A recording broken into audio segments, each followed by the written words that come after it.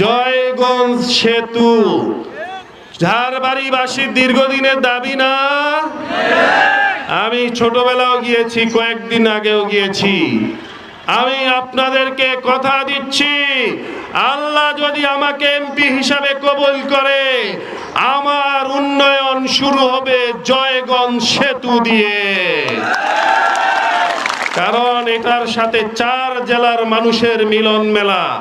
আমার এলাকার উন্নয়ন, ব্যবসার গতি, কমিউনিকেশন সবকিছু এই সেতুর সাথে জড়িত না?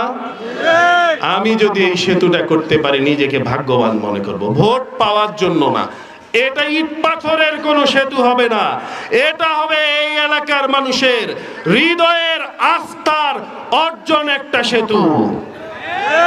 সম্মানিত উপস্থিতি, আমি এই ইউনিয়নের যখন কাশিমনগরে যাই, কাশিমনগরে প্রায় 1200-র মতো বাড়ি আছে।